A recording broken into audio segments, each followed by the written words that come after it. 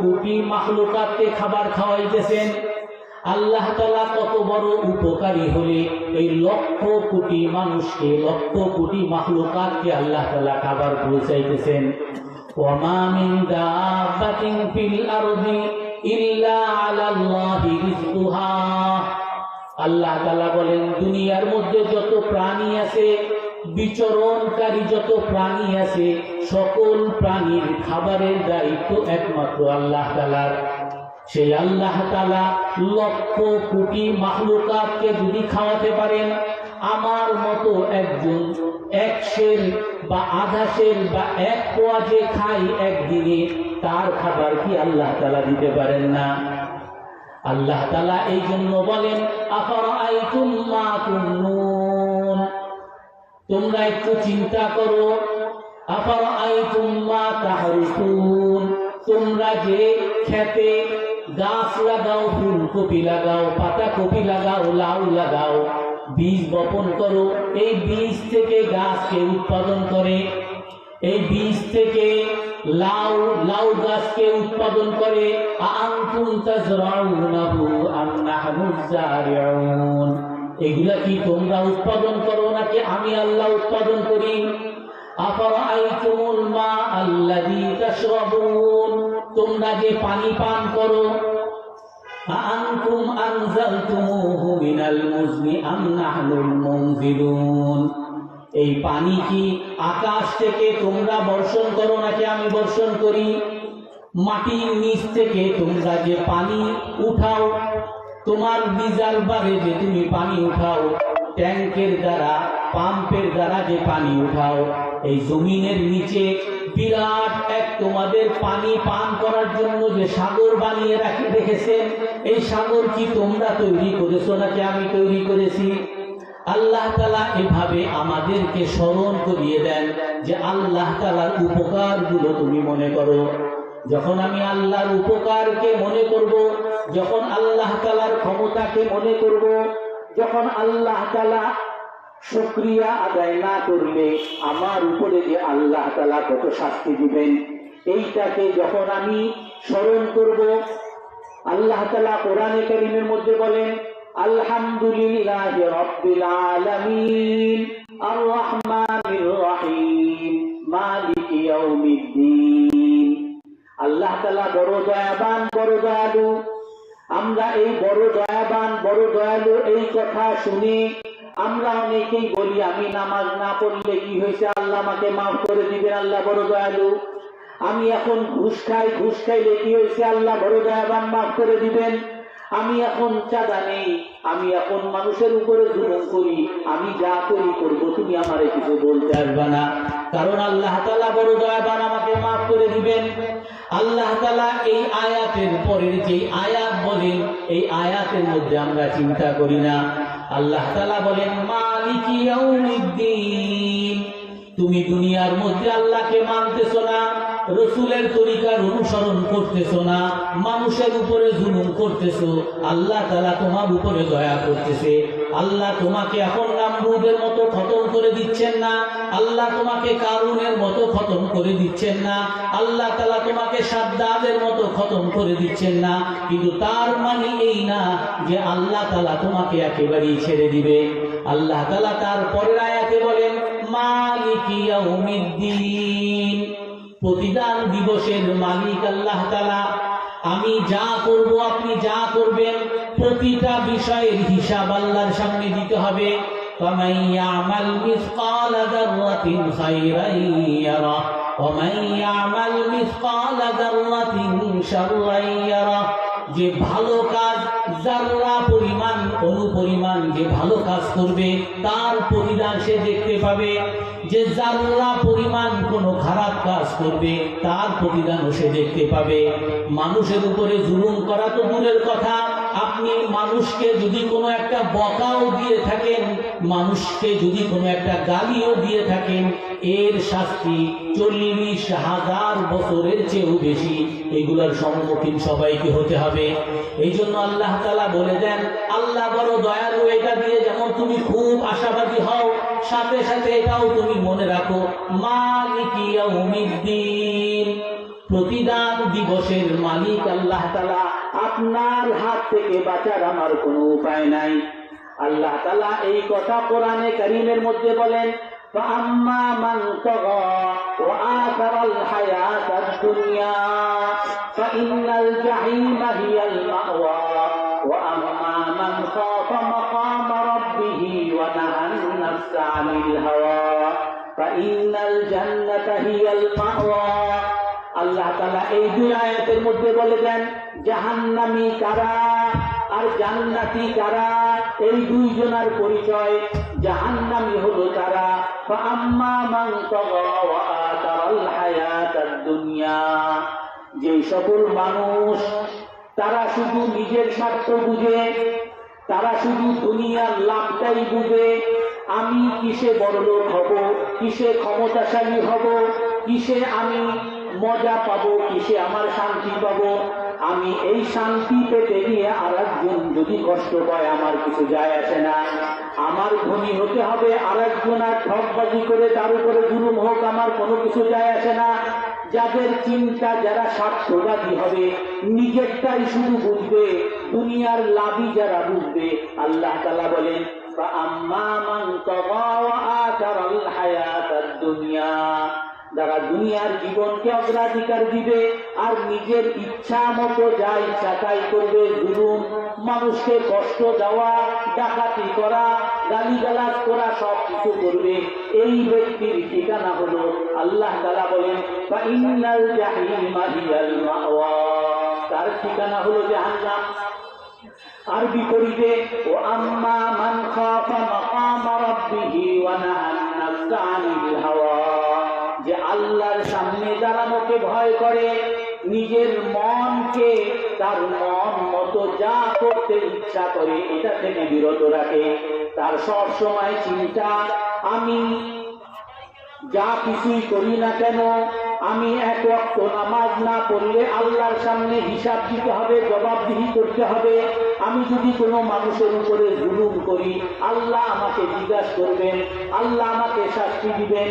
আমি যদি কোনো অন্যায় কাজে হাত বাড়াই, আমার হাতের ব্যাপারে আল্লাহ তাআলা জিজ্ঞাসা করবেন।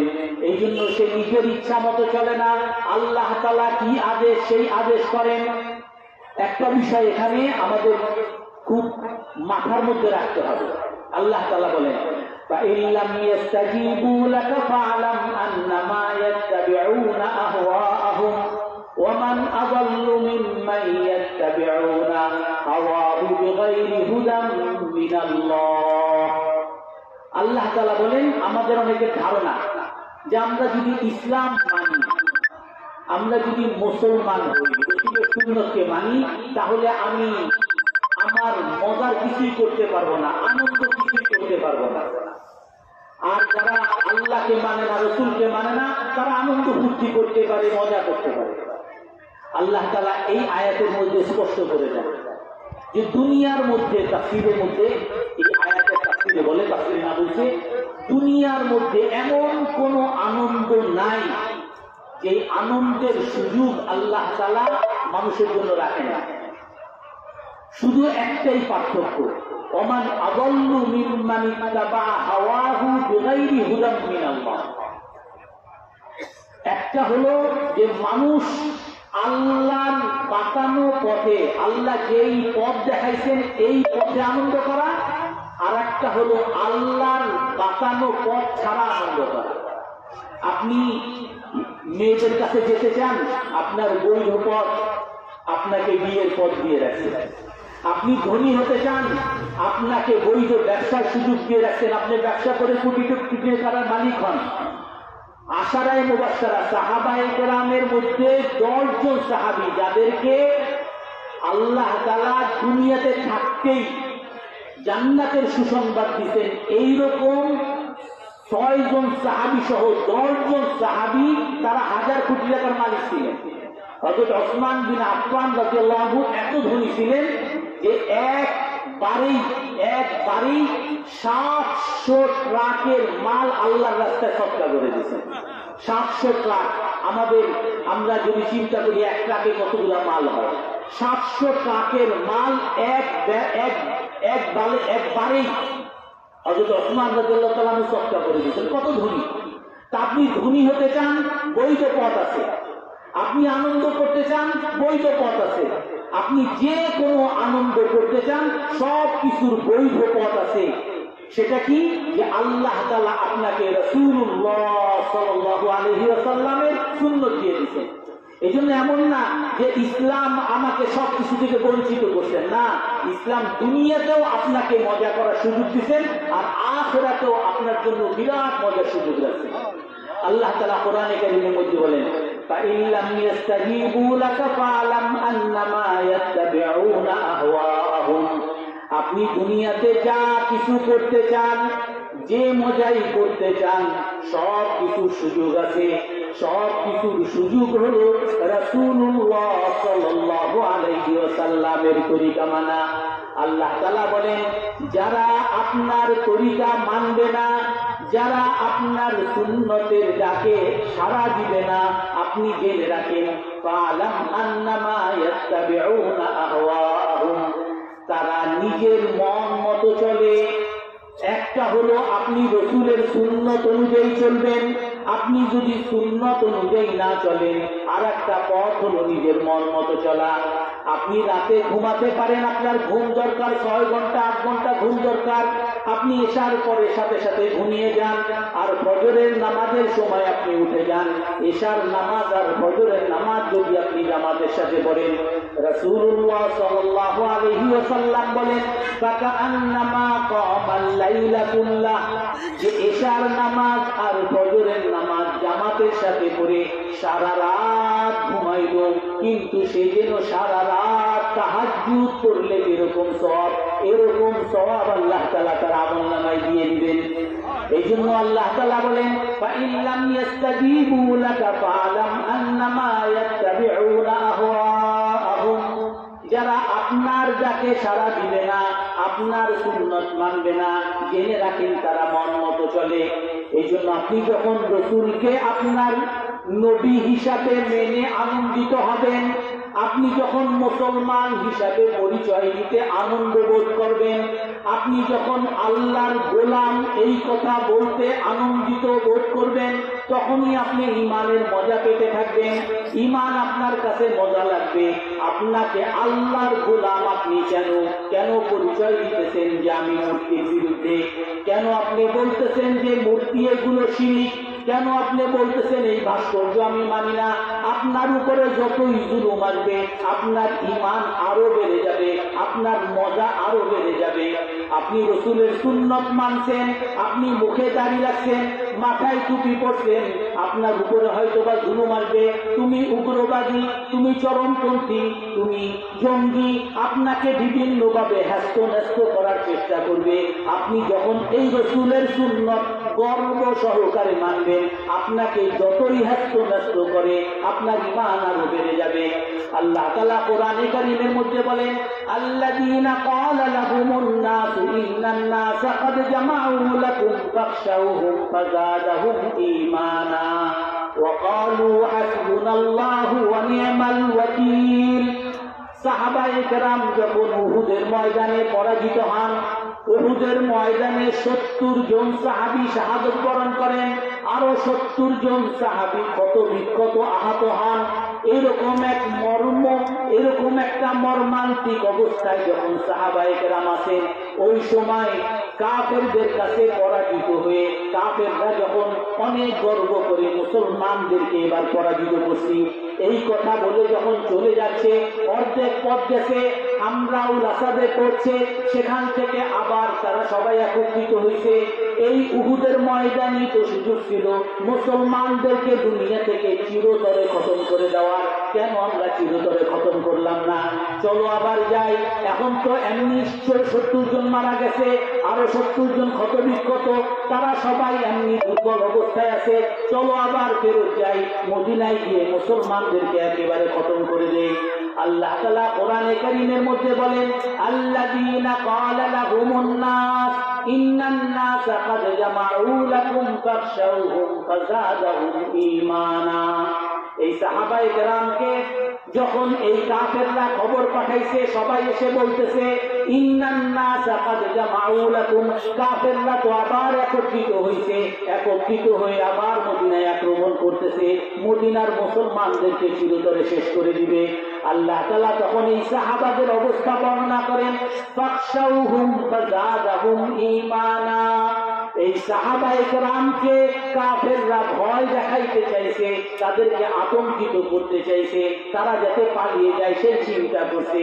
আল্লাহ তাআলা বলেন এই সাহাবায়ে কেরাম আল্লাহর গোলাম হিসেবে গর্বিত, রাসূলের পাশে দাঁড়াতে পেরে গর্বিত, তারা মুসলমান পরিচয় গর্বিত, আর যার কারণে তারা ঈমানের মজা পাওয়া শুরু করছে। কেমন ঈমানের মজা? ফাখশাউহুম ফাযাদাহুম ঈমানা।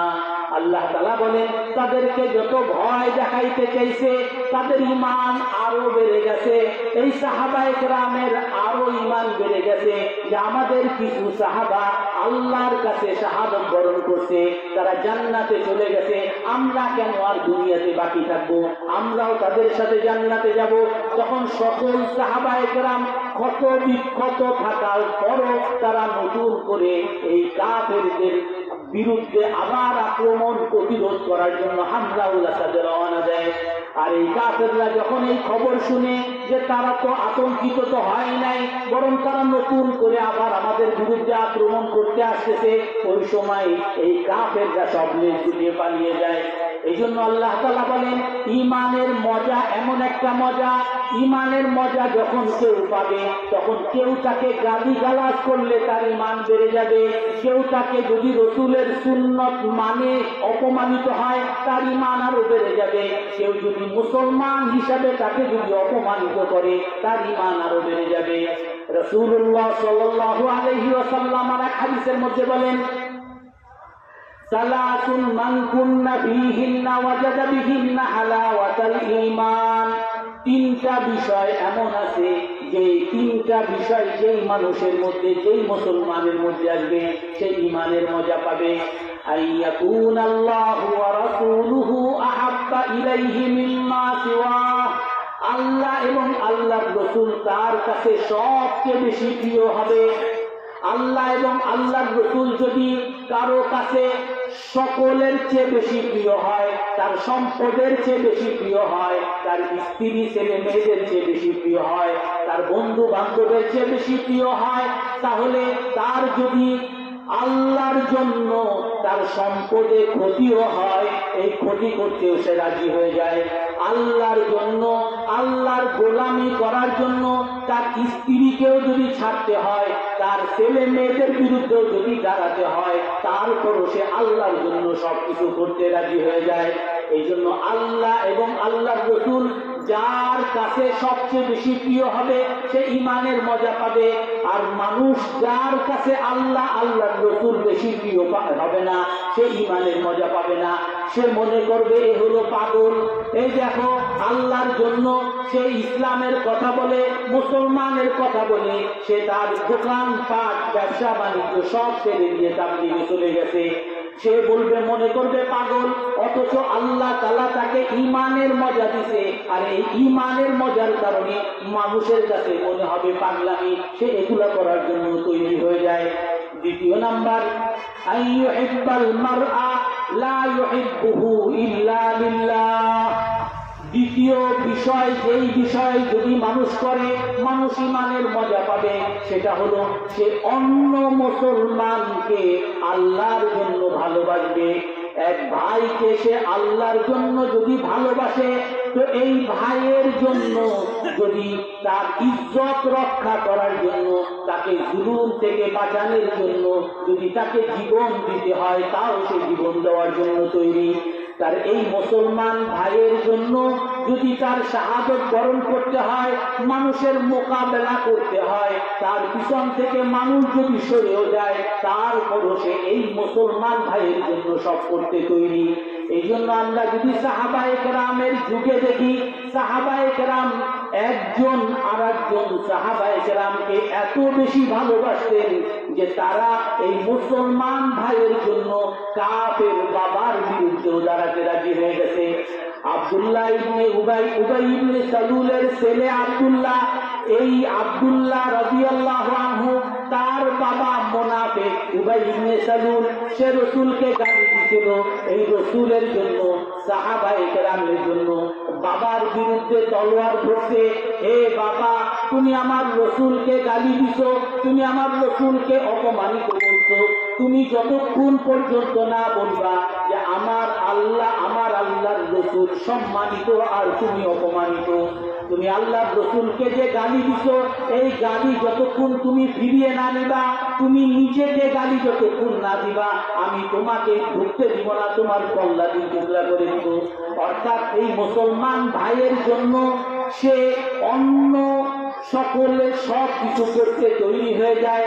যখন কোন মুসলমানকে আল্লাহর জন্য ভালোবাসে, আল্লাহ তাআলা তার ঈমানের মজা দিয়ে দেয়। এই কারণেই কোরআনের মধ্যে আল্লাহ তাআলা বলেন, আইজ্জাতিনা আলাল কাফিরিনা আদিল্লাতিনা আলাল মুমিনিন। মুসলমানের দ্বিতীয় গুণ, প্রথম গুণ আল্লাহকে ভালোবাসা, দ্বিতীয় গুণ আল্লাহকে যখন ভালোবাসবে তখন সে মুসলমানের কাছে অপমানিত হবে, মুসলমানের সাথে কখনো ঝগড়াঝাটি করবে না, মুসলমানের সাথে কখনো মারামারি করবে না। মুসলমান যদি আমাকে 10টাও মারে, তারপরও আমি তার বিরুদ্ধে জিহাদ করতে যাব না। মুসলমানের বিরুদ্ধে যদি তুমি আমাকে মারো, আহসিন উফু আম্মান যালামাত সিলমান কাতাত আহসিন ইলা মান আসা ইলাইক।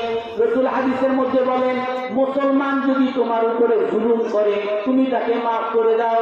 যদি তোমার সাথে সম্পর্ক ছিন্ন করে, তুমি তার সাথে সম্পর্ক জোড়া লাগাও। যদি তোমার সাথে খারাপ ব্যবহার করে, তুমি তার সাথে ভালো ব্যবহার করো। এই জন্য মুসলমানের কাছে সে নিজেকে অপমানিত করে। আইজ্জাতিনা আলাল কাফিরিন, আর অপর পক্ষে কাফেরদের বিরুদ্ধে বড় শক্তিশালী, বড় কঠিন, বজ্র কঠিন। কাফেরদের সামনে নিজের বড় আত্মসম্মান বোধ, কাফেরের সামনে কখনো নত হয় না। কাফের সে অনেক ধনী হতে পারে, কাফের সে আমার হয়তো চাকরি তার হাতে থাকতে পারে, কাফের হাতে অনেক টাকা থাকতে পারে, কিন্তু আল্লাহর রাসূল মুসলমানের জন্য কখনো তার সামনে নত হবে না। সে যখনই এই কাফের যখনই ইসলামকে নিয়ে কটাক্ষ করবে, সে যদি আমার মুসলমান ভাইকে যদি বলে জঙ্গি, আর সে সন্ত্রাসী, সে উগ্রবাদী, আর যদি এই কথা, আর ইসলাম উগ্রপন্থা এই কথা বললে, ওই কাফের সে যদি বশ হয়, তার বিরুদ্ধে সে মোকাবেলা করে, তার বিরুদ্ধে সে প্রতিবাদ করে, আমার চাকরি চলে যাক, কিন্তু তুমি আমার মুসলমান ভাইকে কিছু বলতে পারবা না। মুসলমানের মধ্যে যখন নিজের ভাইকে আল্লাহর জন্য ভালোবাসা তৈরি হবে, তখন তার মধ্যে আল্লাহ তাআলা ঈমানের মজা দিবে। وأن يكره أن يعود في الكفر كما يكره أن يقذف في النار। আর তৃতীয় বিষয় হলো যে সে কুফরিতে মুসলমান হওয়ার পরে কুফরিতে ফিরে যাওয়াটা তার কাছে এতটা অপছন্দ, এতটা ঘৃণার পাত্র হবে, যেভাবে তাকে আগুনে ফেললে তার কাছে খারাপ লাগে। যদি আমাকে আগুনে ফেলে, আপনাকে আগুনে ফেলে, আপনি আগুন থেকে বাঁচার জন্য কেমন কি করবেন? আপনি কি করবেন? আপনাকে যদি কেউ মুসলমানদের বিরুদ্ধে দাঁড়াইতে বলে, আপনি সব কিছু করার জন্য তৈরি হয়ে যাবেন। এই জন্য আল্লাহ তাআলা কোরআনে কারীমের পরের আয়াতে বলেন, ইন্নামা ওয়ালিয়ুকুমুল্লাহু ওয়া রাসূলুহু ওয়াল্লাযীনা আমানুল্লাযীনা ইউকিমুনাস সালাহ ওয়া ইউতুনাজ যাকাতা ওয়া হুম রাকিউন। তোমাদের বন্ধু কি হবে? আল্লাহ তাআলা বলে দেন স্পষ্ট, নিশ্চয়ই তোমাদের বন্ধু হবে আল্লাহ তাআলা, তোমাদের বন্ধু হবে রাসূল সাল্লাল্লাহু আলাইহি ওয়াসাল্লাম, তোমাদের বন্ধু হবে মুসলমান মুমিন। কোন মুমিন? সব মুমিন না। আল্লাহ তাআলা দুইটা শর্ত লাগিয়ে দেন, ইউকিমুনাস সালাহ ওয়া ইউতুনাজ যাকাত। এমন মুমিন যেই মুমিন নামাজ প্রতিষ্ঠা করে, যেই মুমিন যাকাত প্রদান করে। অর্থাৎ অনেক মুসলমান নামাজ যদি না পড়ে সে আমার বন্ধু হতে পারে না। কারণ রাসূল হাদিসে বলেন, মান তারাকাস সালাতা মুতাআম্মিদান ফাকাদ কাফার। যে নামাজকে ইচ্ছাকৃত ত্যাগ করে সে যেন কাফের হয়ে গেল। এই জন্য মুসলমান মুখে দাবি করে কিন্তু 5 ওয়াক্ত নামাজ সে পড়ে না, সে আমার কখনো বন্ধু হতে পারে না। আল্লাহ তাআলা বলেন তোমার বন্ধু হবে মুমিন। কোন মুমিন? যেই মুমিন নামাজ প্রতিষ্ঠা করে, শুধু নামাজ পড়ে, মসজিদের লম্বা একেবারে প্রথম কাতারে দাঁড়ায়, মসজিদে সবার আগে চলে যায়, কিন্তু সে তার দোকানে সুদের কারবার করে, সে ঘুষের কারবার করে, সে তার ব্যবসার মধ্যে মানুষকে ঠকায়, সে নিজের যাকাত দেয় না, ধনী মানুষ যাকাত দেয় না। আল্লাহ তাআলা বলেন এই মুসলমান তোমার বন্ধু হতে পারবে না। তোমার বন্ধু হবে আল্লাযীনা ইউকিমুনাস সালাহ, যে নামাজ প্রতিষ্ঠা করে, ওই মুমিন যে নামাজ প্রতিষ্ঠা করে, ওই ইউতুনাজ যাকাত ওয়া হুম রাকিউন, আর যাকাত প্রদান করে, অর্থাৎ সে আর্থিকভাবেও সাদা থাকবে আর ইবাদতের ক্ষেত্রেও সাদা থাকবে। সে 5 ওয়াক্ত নামাজ মসজিদে জামাতের সাথে পড়বে, আর তার অর্থনীতির মধ্যে যত 2 নম্বরই আছে সকল হারাম উপায় থেকে নিজেকে পবিত্র রাখবে। এই তোমার একমাত্র বন্ধু হবে। বিপরীতে তোমার বন্ধু কে হবে না? আল্লাহ তাআলা স্পষ্ট বলে দেন, ইয়া আইয়ুহাল্লাযীনা আমানু লা তাত্তাখিযুল্লাযীনা ইত্তাখাযু দীনাকুম হুজুওয়ান ওয়া লাইবা। ওই সকল মানুষ তোমার বন্ধু বানাবে না যারা তোমার দ্বীনকে নিয়ে, তোমার ইসলামকে নিয়ে ঠাট্টা মশকারি করে। যে তোমার দাড়ি নিয়ে বলে সাবরিল্লাহ দাড়ি রাখছে, তুমি নামাজে গেলে বলে বড় হুজুর হয়ে গেছে, তোমার স্ত্রী, তোমার মেয়েরা বোরকা পরলে বলে যে বড় নিন্দা হয়ে গেছে, তুমি সৎ থাকলে হারাম উপায় থেকে বাঁচলে যে বড় সৎ দিদি দেখাও, নিজের সংসার তো এখন চলে না, বড় একেবারে বুজুর্গামি দেখাও, নিজের সংসার তো এখন চলে না। অর্থাৎ যে আমার দ্বীনকে নিয়ে, আপনার ইসলামকে নিয়ে ঠাট্টা করবে, ইসলাম বিদ্বেষী যে হবে, আল্লাহ বিদ্বেষী যে হবে, ইসলাম বিদ্বেষী যে হবে, তাদেরকে কখনো বন্ধু বানাবে না। কারণ এদেরকে যদি আপনি বন্ধু বানান, অন্য একটা হাদিসের মধ্যে আছে, ইন্নামা মাসালুল জালিসিস সালিহ ওয়াল জালিসিস সু কামাসালি হামিলিল মিসকি ওয়া নাফিখিল কির। ভালো বন্ধু আর খারাপ বন্ধুর দৃষ্টান্ত, উদাহরণ আল্লাহ রাসূল বলেন যে ভালো বন্ধুর দৃষ্টান্ত হলো আতর বিক্রেতার মতো, আর খারাপ বন্ধুর দৃষ্টান্ত হলো কামারের মতো। কামার কি করে? কামার সে যখন লোহায় বাড়ি দেয় বিকট আওয়াজ হয়, বিরক্তিকর আওয়াজ হয়। সে এখানে লোহা দিয়ে যখন আগুন দিয়ে সে লোহায় বাড়ি দেয়, সে যখন সেখানে তার লোহার জিনিস, লোহার বর্ম তৈরি করে, সেইখান থেকে আগুন ছড়িয়ে, আগুনের স্ফুলিঙ্গ বিভিন্ন জায়গায় ছড়িয়ে যায়। আপনি যদি সেই কামারের পাশে দাঁড়ান, হয়তো বা তার রাসূল এইভাবে বলেন, ইউহাদ্দিক সিয়াবাকা আও বাদানাক, এই আগুনের স্ফুলিঙ্গ তোমার কাপড় জ্বালিয়ে দিতে পারে, এই আগুনের স্ফুলিঙ্গ তোমার শরীর জ্বালিয়ে দিতে পারে। যদি তোমার শরীর জ্বালিয়ে না দেয়, আনতাজিদা মিনহু রাইহাতান মুনতিনা, কমপক্ষে তার কাছ থেকে একটা খারাপ বিশ্রী গন্ধ তুমি পাবে। মুহাদ্দিসিনে কেরাম এই হাদিসের ব্যাখ্যায় বলেন, আপনি যখন একটা খারাপ বন্ধুর সাথে মিলবেন, ঘুষখোরের সাথে মিলবেন, সুদখোরের সাথে মিলবেন, ঠকবাজের সাথে মিলবেন, চাঁদাবাজের সাথে মিলবেন, আপনি যখন একজন হিন্দি নাচ দেখনেওয়ালার সাথে মিলবেন, আপনি জানেন সে ঘুষখোর, সুদখোর, খারাপ, আপনি জানেন, আপনি হয়তোবা এইগুলাকে ঘৃণা করেন, হয়তোবা আপনাকে জ্বালাবে না, আপনাকে ঘুষখোর বানাবে না, আপনাকে হয়তো সুদখোর বানাইতে পারবে না, সে সিগারেট খায়, মদখোর, আপনাকে মদখোর বানাইতে পারবে না, আপনি এটাকে ঘৃণা করেন।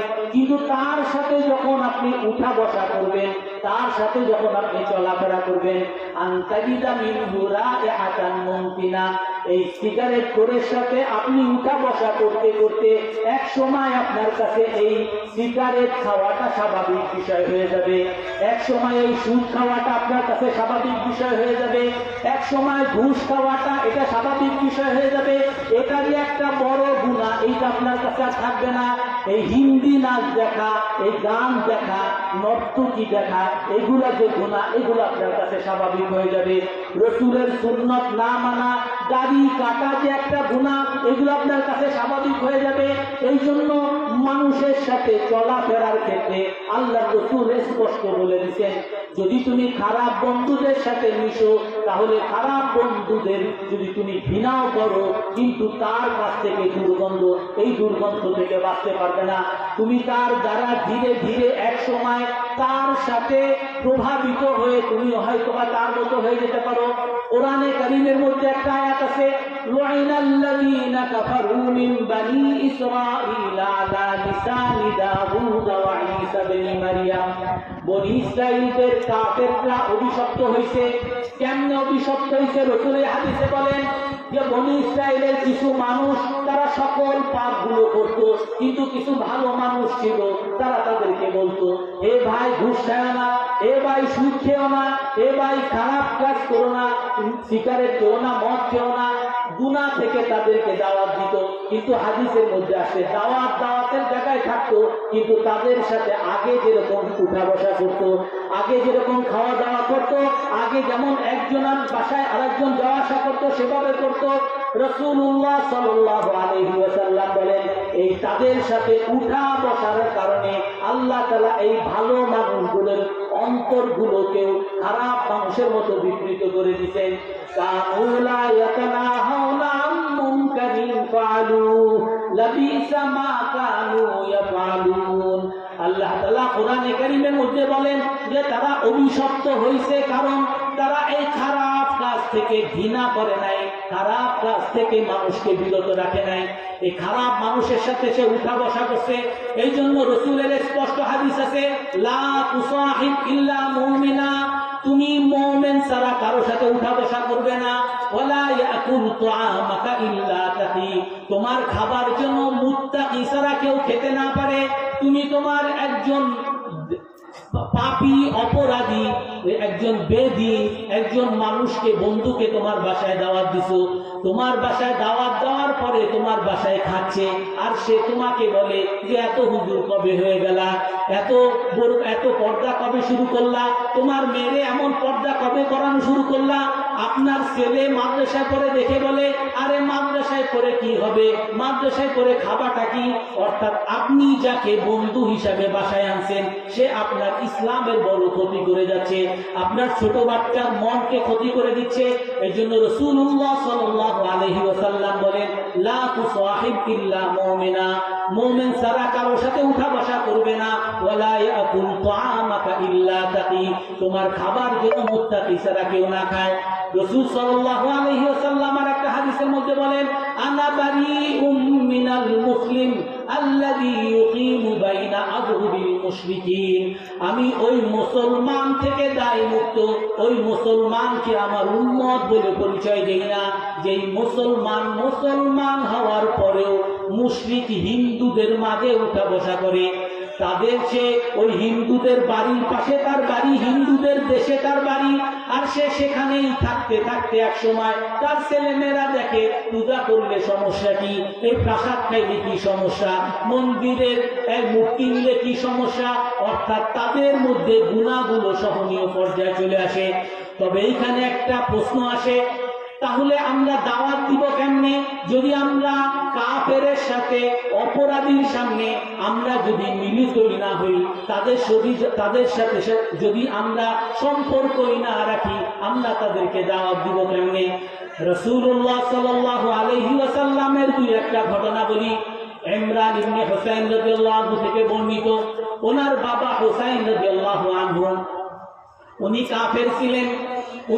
ওনাকে মক্কার লোকরা গিয়ে বলতেছে যে তুমি তো বড় আমাদের বুদ্ধিমান মানুষ, এই যে দেখো একজন মুহাম্মদ সাল্লাল্লাহু আলাইহি ওয়াসাল্লাম একজন নতুন দুনিয়াতে আসছে, সে ইসলাম প্রচার করতেছে, আমাদেরকে গালিগালাজ করতেছে, আমাদের বাপ দাদারে গালিগালাজ করতেছে, আমাদের ধর্মের গালিগালাজ করতেছে, তুমি গিয়ে তাকে একটু বুঝাও।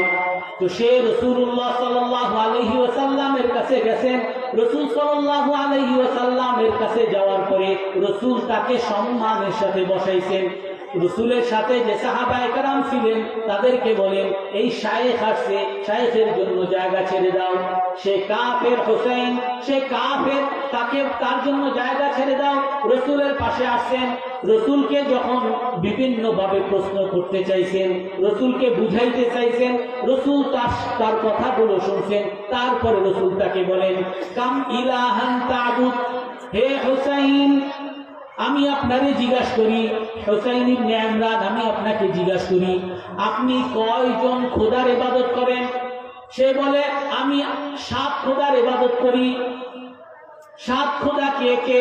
ইলাহুন ফিস সামা ওয়া সিত্তাতুন ফিল আরদ, 6 জন খোদা দুনিয়াতে, 6টা মূর্তি আছে এদের পূজা করি, আর একজন খোদা আসমানে আছে তার পূজা করি।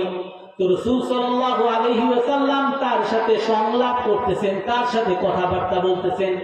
আচ্ছা আমাকে একটু বলেন, ইদা আসাবাকা দুর ফামান ইস্তাজিবু লাক, আপনি যখন বিপদে পড়েন, বিপদের সময় কাকে ডাকেন? দুনিয়ার খোদাগুলো না আখিরাতের খোদাকে? তো সেই ইমরান ইবনে হুসাইন ইবনে ইমরান বলে যে আমি তো যখন আমি বিপদে পড়ি তখন এই দুনিয়ার খোদাগুলো তো কিছু করতে পারবে না জানি, এই দুনিয়ার খোদাগুলোরে ডাকি না, আমি আসমানের খোদারে ডাকি। উনি বলেন, যখন আপনার কোনো কিছু দরকার হয়, কোনো কিছু চান, তখন কার কাছে চান? উনি বলেন, দুনিয়ার যে 6 খোদা আছে এরা তো কথাও বলতে পারে না, এরা তো কথাও শুনে না, এদের কাছে চাই না, আসমানের খোদার কাছে চাই। তো রাসূলুল্লাহ সাল্লাল্লাহু আলাইহি ওয়াসাল্লাম বলেন, হে হোসেন আপনি তো একজন বুদ্ধিমান মানুষ, বিবেকবান মানুষ, আপনি যার কাছ থেকে উপকার পাইতেছেন, আপনি যার কাছ থেকে ভয় পাইতেছেন, সে যদি আসমানের খোদা হয়, তাহলে ওই এক আসমানের খোদার সাথে কেন আপনি অকর্মা, যারা কিছু করতে পারে না, যারা আপনার ডাকও শুনে না, আপনার কোনো ক্ষতিও করতে পারে না, যারা আপনার কোনো উপকারও করতে পারে না, তাদেরকে কেন তার সাথে শরীক করেন? তখন হোসেন বলেন, হ্যাঁ কথার তো যুক্তি আছে। তখন রাসূলুল্লাহ সাল্লাল্লাহু আলাইহি ওয়াসাল্লাম বলেন, আসলিম, আপনি ইসলাম গ্রহণ করেন। আপনি যদি ইসলাম গ্রহণ করেন, ওয়াল্লিমুকা কালিমাতান, আপনি যদি ইসলাম গ্রহণ করেন 2টা কালিমা শিখিয়ে দিব, এই 2টা কালিমা আপনার অনেক উপকারে আসবে। তখন হুসাইন রাদিয়াল্লাহু আনহু বলেন, আমি আপনার কথা ইসলাম গ্রহণ করতেছি, আমি এখন শাহাদাত পাঠ করতেছি, আশহাদু আল্লা ইলাহা ইল্লাল্লাহু ওয়া আশহাদু আন্না মুহাম্মাদার রাসূলুল্লাহ।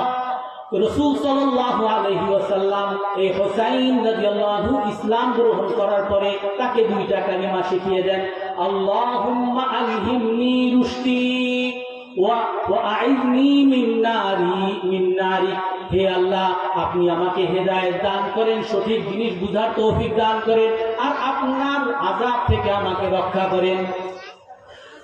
এরকম আরেকজন সাহাবী দমার ইবনে আসাদ, উনি রসুলের কাছে আসছেন, উনি শুনছেন যে রসুল পাগল হয়ে গেছে, রসুল মানুষকে বিভিন্ন ভাবে মানুষকে গালিগালাজ করতেছে। তো সে রসুলের কাছে সে বলতেছেন, আপনি কেন গালিগালাজ করেন? উনি বলতেছেন, আপনি কেন গালিগালাজ করেন? আপনার বাবা তো ভালো মানুষ ছিল, আপনি কেন আপনার বাবার বিরুদ্ধে গেছেন, আপনার দাদার বিরুদ্ধে গেছেন, আপনার বংশের বিরুদ্ধে গেছেন?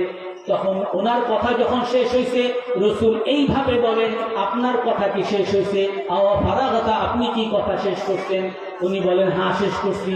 রাসূলুল্লাহ সাল্লাল্লাহু আলাইহি ওয়াসাল্লাম তার কথা শোনার পরে, তাকে সম্মানিত করার পরে রাসূল সাল্লাল্লাহু আলাইহি ওয়াসাল্লাম বলা শুরু করছেন, আলহামদুলিল্লাহিল্লাযী নাহমাদুহু ওয়া নাস্তাঈনুহু ওয়া নাস্তাগফিরুহু ونؤمن به ونتوكل عليه ونعوذ بالله من شرور أنفسنا ومن سيئات أعمالنا من يهده الله فلا مضل له।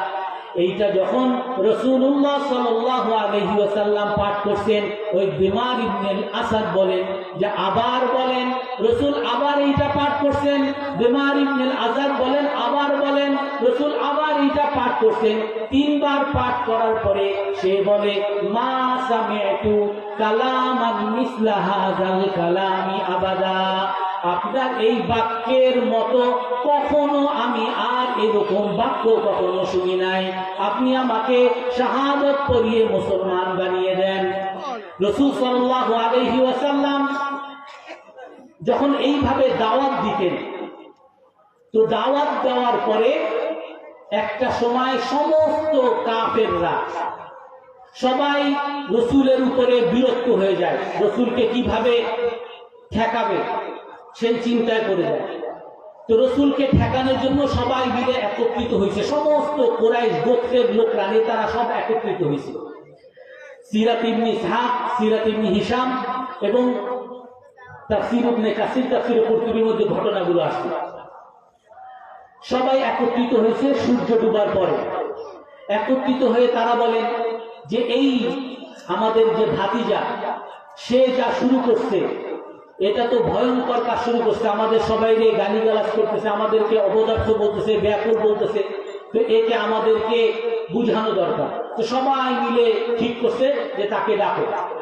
তো রাসূলুল্লাহ সাল্লাল্লাহু আলাইহি ওয়াসাল্লামের কাছে একদিন গিয়ে বলেন যে সকল নেতারা বাইতুল মসজিদে হারামের মধ্যে একত্রিত হয়েছে, আপনারা ডাকতেছে। তো সবাই মিলে একত্রিত হয়ে রসুলকে ডাকতেছে। তো রসুল তো সবসময় এই কুরাইশ নেতারা যাতে মুসলমান হয়ে যায়, কারণ এরা যদি মুসলমান হয় সবাই মুসলমান হবে, এই আশায় সবসময় থাকতেন। তো এই আশা নিয়ে রাসূল সাল্লাল্লাহু আলাইহি ওয়াসাল্লাম দৌড়ে চলে আসে, সন্ধ্যার সময় দৌড়ে চলে আসে। তো আসার পরে তারা সবাই মিলে রাসূল সাল্লাল্লাহু আলাইহি ওয়াসাল্লামকে বলতেছেন, ইন্নাকা আদখালতা আলা কওমিনা মা আদখালা আহাদুম মিনাল আরাবি আলা কওমিহি মিসলা হাযা। হে ভাতিজা, তুমি আমার জাতির জন্য এমন ক্ষতি করতেছো, এরকম কোন আরব সন্তান তার জাতির জন্য এমন ক্ষতি করে নাই। ইন্নাকা শাতামতাল আলিহাতানা, তুমি আমাদের মূর্তিগুলোকে গালিগালাজ করো। ওয়াসাফফাহতা আহলামানা, তুমি আমাদের বুদ্ধিমান লোকগুলোকে সব অপদার্থ বলতেছো, আমরা কিছু বুঝি না বলতেছো। ওয়াফাররাকতা বাইনানা, তুমি আমাদের বাবা ছেলে, স্বামী স্ত্রী এদের মধ্যে বিভক্তি তৈরি করতেছো। বাবা মুসলমান হয় আর সন্তানের বিরুদ্ধে দাঁড়িয়ে যায়, সন্তান মুসলমান হয় বাবার বিরুদ্ধে দাঁড়িয়ে যায়, স্ত্রী মুসলমান হয় স্বামীর বিরুদ্ধে দাঁড়িয়ে যায়। ফাররাকতা বাইনানা, তুমি আমাদের মধ্যে বিভক্তি তৈরি করছো, আমাদের মধ্যে যা ক্ষতি করতেছো এরকম ক্ষতি আর কেউ করে না। ফাইন কুনতা ইন্নামা জিতা বিহাজা তাতুলুবু বিহাজা মালান কুল্লানা নাহনু নাজমাউ লাকা আমওয়ালান হাত্তা তাকুনা আকসার আমওয়ালান মিন্না। যে তোমার যদি এইগুলা দ্বারা উদ্দেশ্য হয় যে তুমি অনেক ধনী হবা, টাকা লাগবে, তোমার যত মুরিদ হবে তখন তত তুমি টাকা পাবা, তোমার মুরিদ বানানো যদি উদ্দেশ্য, মুরিদরা তোমার টাকা দিবে, হাদিয়া দিবে, তুমি ধনী হইতে চাও, তাহলে আমাদেরকে বলো, আমরা তোমাকে ধনী বানিয়ে দেবো। সবাই মিলে আমরা সবাই চাঁদা দিয়ে, সবাই হাদিয়া দিয়ে তোমার ধনী বানাই দিব।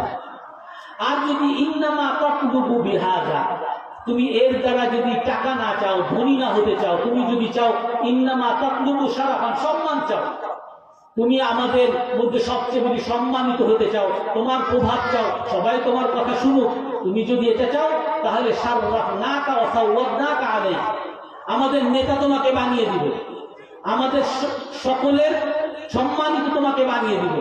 তুমি এইটা বলো। যদি তুমি এটাও না চাও, তুমি যদি ইনকুনতা তাতলুবু বিহাযা মুলকান, তুমি যদি রাজত্ব চাও, মাল্লাকনাকা আলাইনা, তোমাকে আমাদের রাজা বানিয়ে দেবো। তুমি কি চাও বলো? তুমি যদি রাজা হতে চাও তোমাকে রাজা বানাবো, তুমি যদি সম্মান চাও সম্মান দিব, তুমি যদি টাকা চাও টাকা দিব।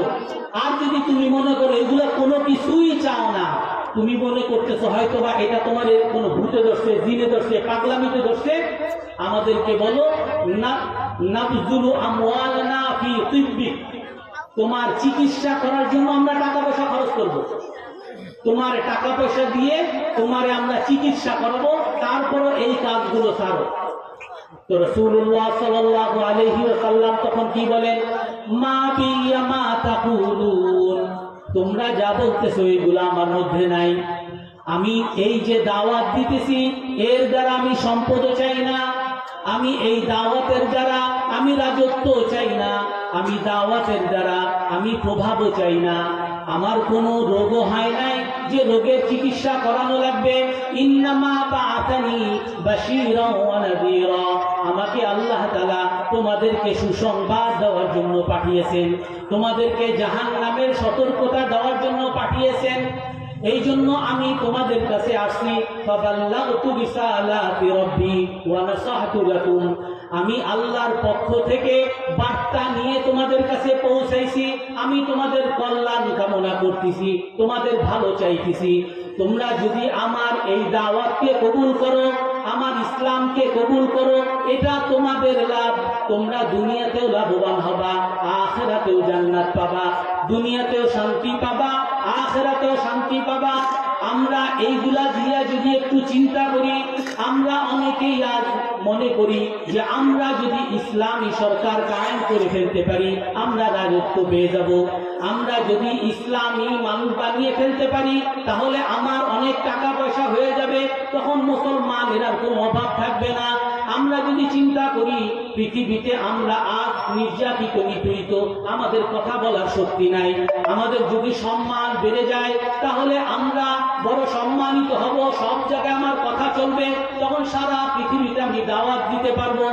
আল্লাহর রাসূল আমাদেরকে এই সকল পথগুলো যে সঠিক না, এইগুলো আল্লাহ তাআলা আমাদেরকে আল্লাহর রাসূল শিখিয়ে গেছেন। যে আল্লাহর রাসূল কি বলেন যে আমি এই দাওয়াতের দ্বারা আমি সম্পদও চাই না, আমি দাওয়াতের দ্বারা রাজত্বও চাই না, আমি দাওয়াতের দ্বারা প্রভাবও চাই না। কারণ এই প্রভাবের দ্বারা ইসলাম ছড়ানো যাবে না, রাজত্বের দ্বারা ইসলাম ছড়ানো যাবে না, এই সম্পদের দ্বারা ইসলাম ছড়ানো যাবে না। এই জন্য আমি আল্লাহর গোলাম, আল্লাহ তাআলা আমাকে যে দাওয়াতের দায়িত্ব দিছে এই দাওয়াতের দায়িত্ব নিয়ে আমি দুনিয়াতে আসি। এই কাফেররা তখন বলে ঠিক আছে তুমি যদি এইগুলা না চাও তাহলে তুমি আমাদেরকে কোরআনে কারীমের মধ্যে আছে ওয়াকালু লান নুমিনা লাকা হাত্তা তাফজুরা লানা, আমি এই আয়াতের তাফসীর করে শেষ করতেছি। وقالوا لن نؤمن لك حتى تفجر لنا من الأرض ينبوعا, তারা বলে হে মুহাম্মদ সাল্লাল্লাহু আলাইহি ওয়াসাল্লাম যদি তোমার রাজত্ব না চাও, কিছু যদি না চাও তাহলে আমাদের এই মক্কা মদিনা দেখো বড় পাহাড়, অনেক পর্বত আছে, এখানে কোনো গাছপালা হয় না, কোনো সবুজ উৎপাদন হয় না, এখানে কোনো পানির ব্যবস্থা নাই। আমাদের তোমার আল্লাহর কাছে দোয়া করো যেন আমাদের এই পাহাড়গুলো দূর করে সমতল ভূমি করে দেয়, আল্লাহ যাতে এখানে নহর জারি করে দেয়, ওই সিরিয়া আর ইরাক শামের মতো আমাদের এগুলো যেন সবুজ শ্যামল একটা জনভূমি বানিয়ে দেয়। যদি এগুলা করো তাহলে আমরা তোমার উপর ঈমান আনবো। আল্লাহ তাআলা কোরআনের মধ্যে বলেন ওয়াকালু লান নুমিনা লাকা হাত্তা তাফজুরা লানা মিনাল আরদি ইয়ানবুআ, কাফেররা বলে আমরা তোমার উপরে ততক্ষণ পর্যন্ত ঈমান আনবো না যতক্ষণ পর্যন্ত তুমি আমাদের ভূমিতে নহর জারি না করবা, আল্লাহকে বলে নহর জারি না করবা। আও তাকুনা লাকা জান্নাতুম মিন নাখীলিন ওয়া ইনাবিন ফাতুফাজ্জিরাল আনহারা তাফজীরা, আমাদের এই ভূমিকে তুমি সবুজ শ্যামল বানিয়ে না দিবা, এখানে গাছপালা তরুলতা যতক্ষণ পর্যন্ত না হয়। যদি এটা না করো আও তুসকিতাস সামাআ কামা জাআমতা আলাইনা কিসাফা আও তাতিয়া বিল্লাহি ওয়াল মালাইকাতি ক্বাবিলা, যদি এটাও না করো তাহলে তুমি যে আমাদেরকে বলো আমরা যদি আল্লাহকে না মানি, আমরা যদি তোমার কথা না মানি, আল্লাহ তাআলা আমাদেরকে আসমানের উপর থেকে আযাব দিবে, আযাব পাঠাও। অন্য এক আয়াতের মধ্যে আছে ওয়াইদা তুতলা আলাইহিম আয়াতুনা ক্বালু ক্বাদ সামি'না লাউ নাশাউ লাকুলনা মিথলা হাদা ইন হাদা ইল্লা আসাতিরুল আউয়ালিন ওয়াইদ ক্বালু আল্লাহুম্মা ইন কানা হাদা হুয়াল হাক্ক মিন ইনদিক ফাআমতির আলাইনা হিজারাতান মিনাস সামা। এই কাফেররা বলে যদি আল্লাহর পক্ষ থেকে তুমি যে দাওয়াত নিয়ে আসছো, এই দাওয়াত যদি সত্যি হয়, আমরা তো অস্বীকার করতেছি, তোমার আল্লাহকে বলো আসমান থেকে পাথরের বর্ষণ ফেলাইতে, পাথরের বর্ষণ দিয়ে যাতে আমাদেরকে খতম করে দেয়।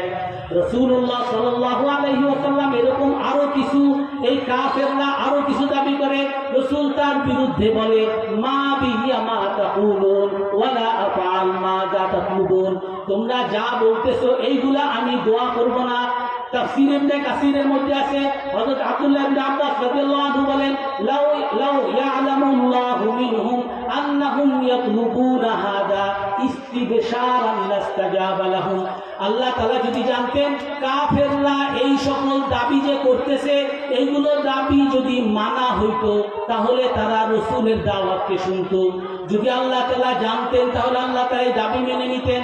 কিন্তু আল্লাহ তাআলা জানেন যে তাদেরকে যদি তাদের দাবি অনুযায়ী মক্কাকে যদি মক্কা মরুভূমিকে সবুজ শ্যামল বানিয়ে দেওয়া হয়, ওখানে যদি গাছপালা তরুলতাও বানিয়ে দেওয়া হয়, ওখানে যদি পানির নহর পানির নদী নালাও বানিয়ে দেওয়া হয়, তারপরও তারা ইসলাম গ্রহণ করবে না। এই জন্য আল্লাহ তাআলা তাদের দোয়া কবুল করেন নাই। যার প্রমাণ অন্য আয়াতের মধ্যে বলেন, ওয়াকালু লান নুমিনা লিরুকিয়িকা হাত্তা তুনাজ্জিলা আলাইনা কিতাবান নাকরাউ। এই কাফেরের মধ্যে একটা কাফের ওয়ালিদ ইবনে উকবা বলে যে আমি তোমাকে মানতে পারি, অনেক দাবির পরে বলে তোমাকে মানতে পারি যদি তুমি আমাকে দেখাও আসমান থেকে একজন ফেরেশতা আল্লাহর পক্ষ থেকে একটা লেখা নিয়ে আসে যে তুমি নবী।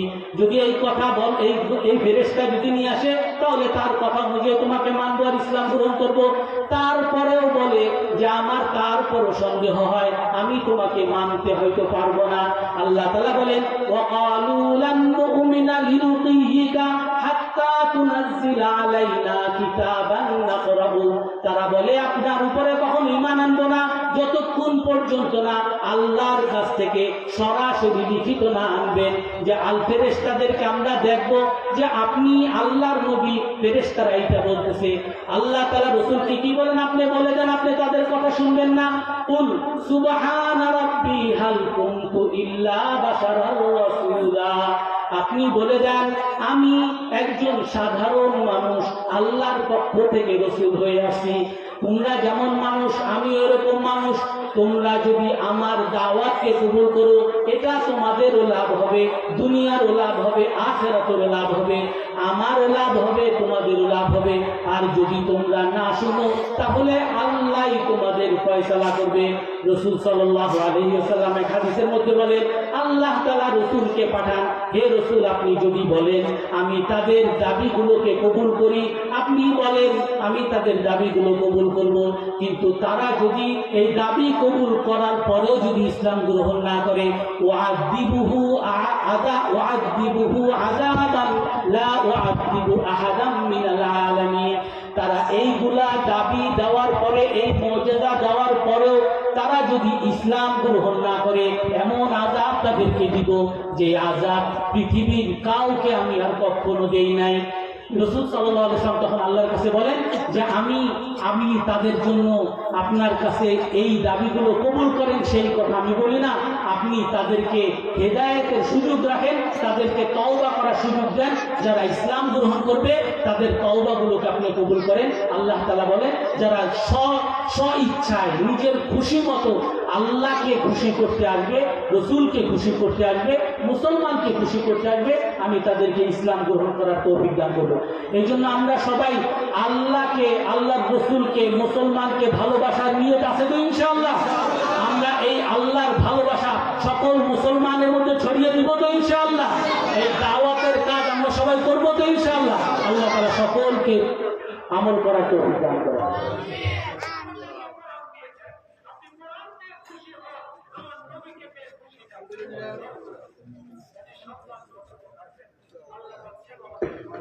আলহামদুলিল্লাহ, এতক্ষণ ধরে আমাদের সামনে গুরুত্বপূর্ণ আলোচনা পেশ করেছেন সুদূর ঢাকা থেকে আগত বিশিষ্ট আলেমে দ্বীন হযরতুল আল্লামা জনাব মাওলানা মুফতি আব্দুল মুকিত আজহারি সাহেব দামাত বরকাতুহুল আলিয়া।